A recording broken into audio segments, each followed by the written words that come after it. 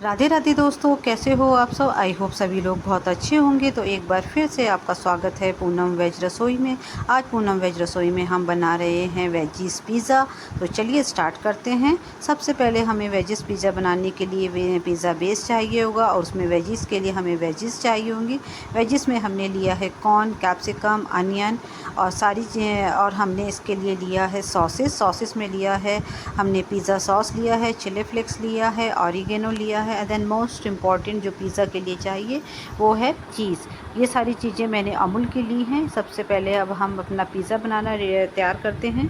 पिज़्ज़े का हमने बेस निकाल लिया है। अब इस बेस के ऊपर हम सबसे पहले क्या करेंगे, इस बेस के ऊपर जो हमारी पिज़्ज़ा सॉस है, पिज़्ज़ा सॉस को अच्छे से इसके ऊपर हम लगाएंगे। अच्छे से कवर कर देंगे लगा के पिज़्ज़ा सॉस को बेस के ऊपर, जिससे कि हमारा जो बेस है वो नीचे से फीका फीका ना लगे। ये हमने अच्छे से अब जो हमारी पिज़्ज़ा सॉस है उसके ऊपर स्प्रेड कर दिया है। अब इसको करने के बाद में अब इसके ऊपर हम लगाएंगे अपनी वेजीज़ में मैंने शिमला मिर्च लिया है। शिमला मिर्च मैंने एक ही कलर का लिया है, आप चाहो तो इसके अंदर और कलर के भी वेजीज़ ले सकते हो। और साथ में लिया है मैंने अनियन अगर आप नहीं खाते हो तो आप अनियन को स्किप कर सकते हो। अनियन की जगह पे आप पनीर का यूज़ कर सकते हो, लेकिन मैं यहाँ पे अनियन डाल रही हूँ। और साथ में हमने लिया है यहाँ पे स्वीट्स कॉर्न को भी हम अच्छे से इसके ऊपर लगा देंगे चारों तरफा से।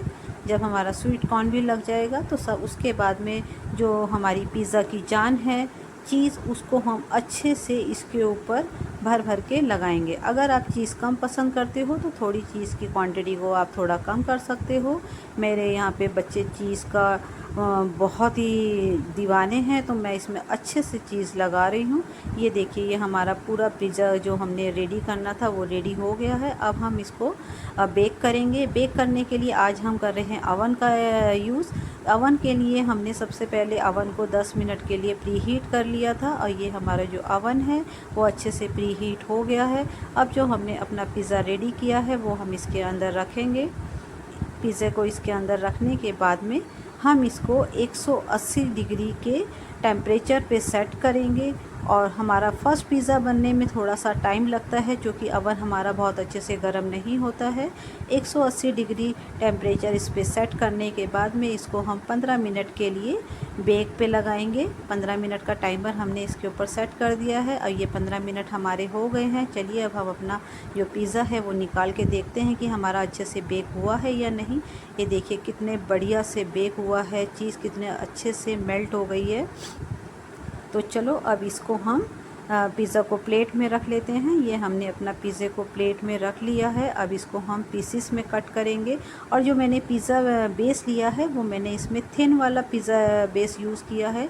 आप चाहो तो एक थोड़ा मोटा वाला भी पिज़्ज़ा बेस आता है, आप उसे यूज़ कर सकते हो। आज मैं थिन पिज़्ज़ा बेस जो आता है उससे हमने पिज़्ज़ा बनाया है। ये हमने 4 पीसेस में इसको कट कर लिया है, आप चाहो तो 6 पीसेस में कर सकते हो। ऊपर से हमने इसमें ऑरिगेनो, चिली फ्लेक्स को अच्छे से कर लिया है। और ये जो हमने पीसेस है, हमारा जो पिज़्ज़ा है वो बिल्कुल रेडी है। ये देखिए पिज़्ज़ा का पीस हमने काट लिया है। ये देखो कितना बढ़िया लग रहा है, क्रिस्पी लग रहा है। तो अगर आपको मेरी ये रेसिपी अच्छी लगी तो like, share, subscribe. Thank you so much.